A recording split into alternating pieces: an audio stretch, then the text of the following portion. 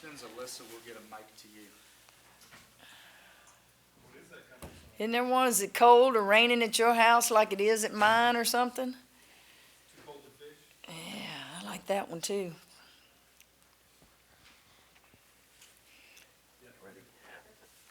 Kim, would you talk a little bit about the first Georgia game? First Florida game. What happened in it, and maybe what's some of the things you want to try to prevent this time? Well, what happened in it are the same things we told them about Florida. They're very good, very talented. Broughton and Smith are, handful. You better get back in transition defense. You better stop dribble penetration. And you better keep them off the foul line. I think they lead the SEC now in free throw percentage on makes, how well they shoot it from there. But they're just tough kids, and they're just hard to stop. Makes and misses, man, they're taking off. And it's a team that if you just put the stats side by side, you wouldn't know which team is which because it's just two very similar teams. Cody, good to see you, baby. You been working all year? We hadn't seen you here, man. Okay, Cody. All right, Cody. Y'all know his mama was a basketball coach? All right. Y'all just got to get a little history from me if you don't. What have you seen from y'all's defense now going into this final stretch? Just how would you assess where y'all are at and how y'all continue to improve? We do good in spurts, and a lot of that has to do with who we're playing. We get exposed when we play teams that spread the floor on you and they all shoot the three. We don't really do good at helping. But then you do good when you have teams that you match up with physically, Ole Miss, Georgia. We do really good. But they figure it out. Just like last night, they figure it out. It's not any magic wand or anything I say to them. They know how close they are to doing some special things here of late. Coach, you're going to do all your senior night stuff for like the Alabama game? I'm going to say yes because it's the last regular season game, but my assistants are in charge of that. So I would think yes is the answer. Is that correct? Yes. There you go. I was just curious because if you may have a sellout Sunday afternoon as opposed to the Thursday, I was just curious. But I think we've always done it the last home game. Yeah. May have a sellout. It'll be a sellout.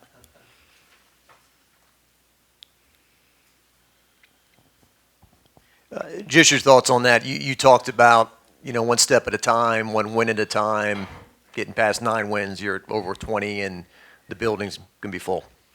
Well, there's so many things that I sit here talking to you guys about weekly, and that's another one. Would we have ever thought we would have a sellout this year?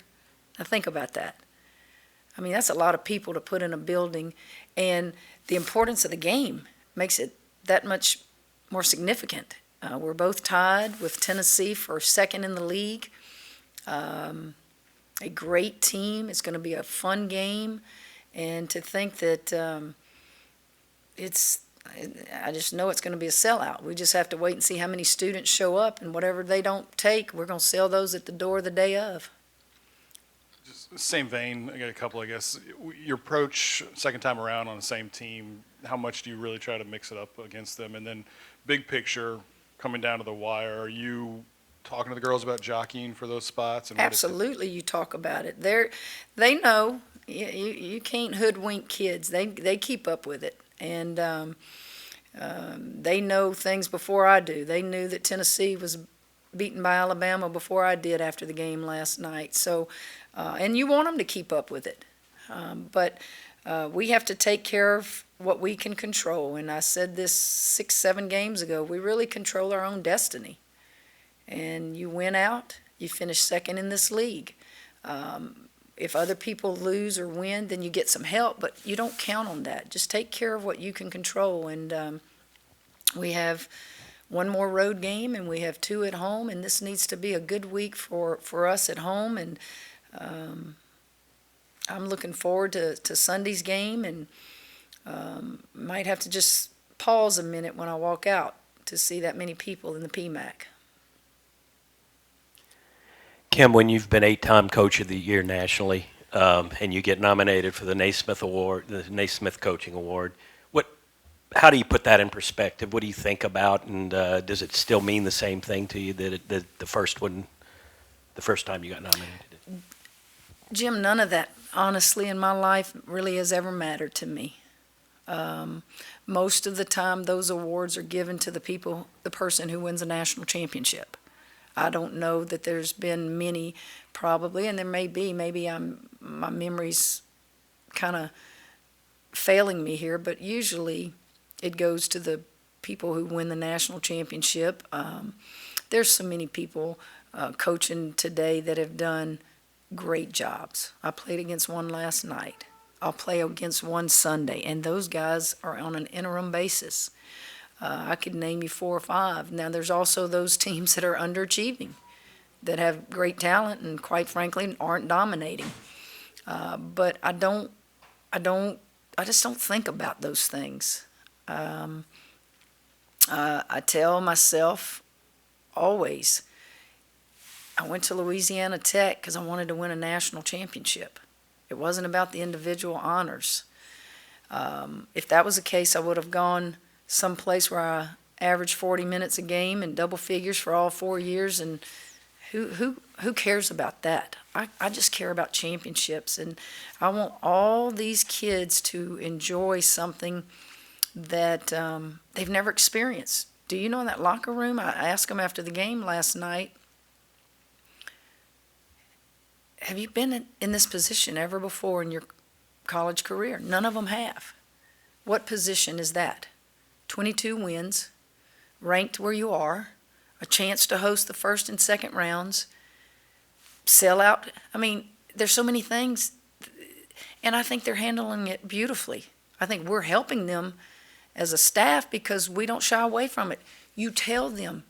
You don't allow it to become something that's pressure. Make it fun. And it's about those kids. Look, all those awards, you don't get any of that if you don't have players.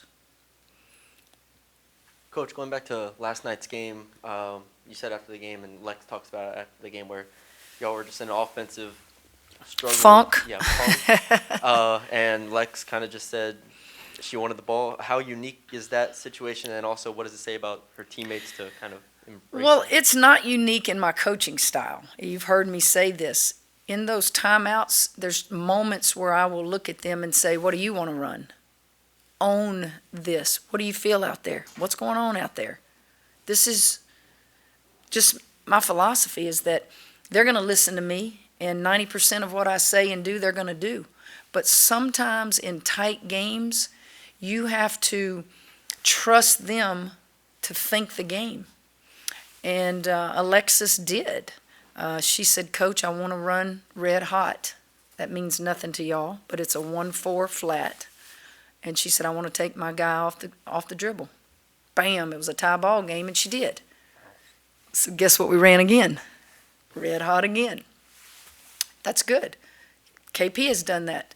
Make them own it sometimes, and certainly when they're successful, it energizes them and the team. And I thought going to the smaller lineup in the fourth quarter was beneficial. I thought Iowa went in and did her job. I thought Autumn, who had been in the game a long time, both of them as smaller post players, helped us with all the dribble penetration.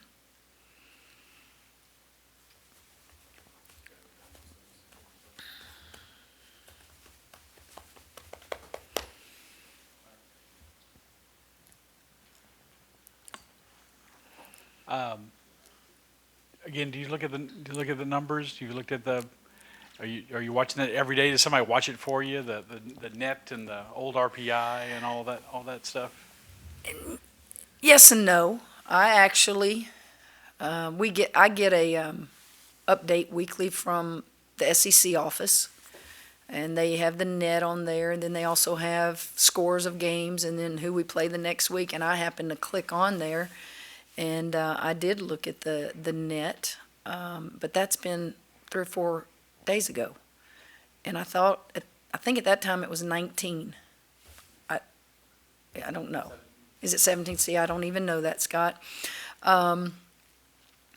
Your net is going to continue to get better, even in losses, if you're playing ranked teams. So Florida, our nets are going to go up. Tennessee, our nets are going to go up. So, yeah, that's a good thing.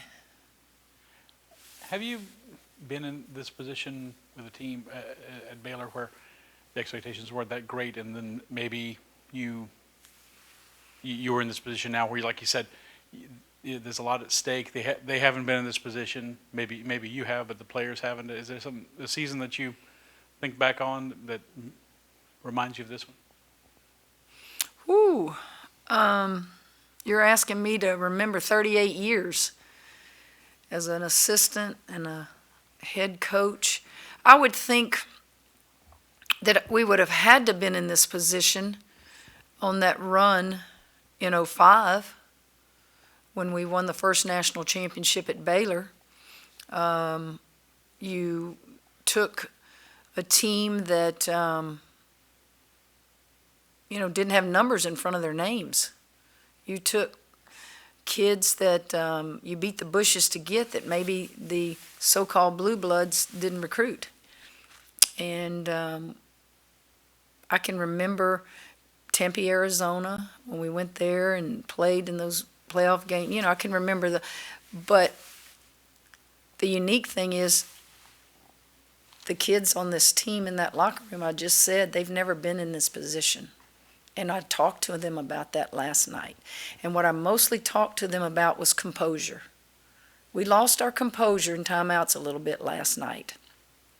And we have to do a better job of that. And you just address it. And you let them know, just follow my lead. Follow my lead. And they're so receptive. They look at you, and I told them, you'll always get honesty from me. I wasn't a very good coach last night. There were lots of instances in that game where I got frustrated. And yet competitors just find a way to win. And it was a very loud crowd. It wasn't a huge crowd, but guys, that may have been the rowdiest crowd of all the SEC arenas I've been in this year. I was curious if this, I've never coached a team, but, I take my kids to Disney and love looking at them watch fireworks, right? So is this kind of reinvigorated you in a way that, man, I didn't know I needed this as much as I am getting it? No, it didn't reinvigorate. I think I've got a personality that just loves to compete, but it makes me feel good. It makes me feel good when I see those fans out there. It's like I've done this lots and lots in my life, and I get excited watching somebody get excited and be appreciative of what we're doing. And I get excited when I see those kids in that locker room happy and do something that, as I said, they have never done. And that doesn't reinvigorate. It just maybe reinforces that, Coach, you're blessed. You're blessed. And just keep doing what you're doing. Coach, did Ryan Payne really kind of step up in some key spots for Well, you? she did. And not just this game. Ryan hit a baseline jumper at A&M when we kind of went cold, and she hit a baseline jumper there. She went in last night, and she hit 2 or 3 buckets there. And, it's easy to see Alexis Morris and Kayla. They're leading scorers, that's easy. You can pick up a stat sheet and read that. But what's important to me is acknowledge plays during big moments in the game. Cherry hits a big bucket a few games ago with somebody right in her face. Ryan hit some buckets. Those things get acknowledged by me in the locker room. And a couple weeks ago, just kind of off the cuff, you were complimenting the Florida coach, and why hasn't she gotten the job full time? Did she get the job yet? Not that I know I don't of. know. But I you- can't see her not getting it. That woman has done some remarkable things with that team. Wow, but go ahead. Well, I was just going to say, I think your comments, because of who you are, kind of resonated over there with, if Kim Mulkey thinks she's good enough for the job, then she is. But you're obviously still impressed with the job she's doing. Well, she was picked 11th in the league, and she's tied for second. And I've always believed, guys, you just acknowledge other people when you see them do something good or great. I've just never been a insecure person that can't do that. If you kick my rear end, I'm not going to be happy, but I'm going to shake your hand and go, one day I'm going to beat you. Pat Summitt did that when I was at Louisiana Tech. I won't ever forget it. She told Leon, she said, if the last thing I do before I die is beat Louisiana Tech, and she played us and played us and played us and played us, it's people who can't acknowledge other people and other players and greatness and what they see. I just find that very insecure. I'm secure in everything that I do in life. I don't always make the right decisions, and when I don't, I tell the kids. But how many times have you heard me acknowledge the previous staff here, guys? I don't have to do that. But the truth is, they recruited those seniors. With the exception of 2 transfers that came with me, I'm coaching their kids. I have no problem acknowledging that because I'm secure in who I am. But you don't see that a lot, Jock. You don't. The young man, the gentleman last night, I've never met that Mississippi State coach. With about 4 seconds to go, he starts walking toward me, and the game, is over. But you just had to inbound it. Curious, nosy people in media want to know what you said to him. Sometimes I say things I'm not going to share, but I didn't mind saying what I said to him. Coach of the year with what you're doing, big guy. That's all I said to him. 7 players, you lose your best player a month ago, and you're, 4-2 since that point. You just acknowledge it. Got time for a couple more questions, guys. What do you need out of your bigs, I guess, if you're looking to make some runs? We just need more offensive production. We're getting everything defensively and everything in rebounding. I have seen them at their best offensively, and we just need to do that on a more consistent basis. And it's not just them finishing shots. I've got to get our perimeter players to throw it in there again if they miss a shot. Keep throwing it in there again if they miss a shot. Just a confidence thing. Anything else? Scott? I don't know if you'll want to answer this, but you seem to have a lot of pieces that you want to have going into March. You got a good guard play. You got 3 people bring it up the court. You have size. You have pretty good depth. Maybe is there anything that you like? Boy, I wish we had this, but I mean, obviously you can't change anything right now. Is there anything you wish you had, or you feel like you have a pretty good team for the postseason? Well, you never can have more talent. I think you never can have too much depth. But that's greedy and that's selfish. So you go coach what you have.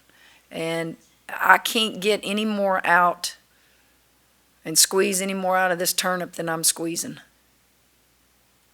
Right? 22-4.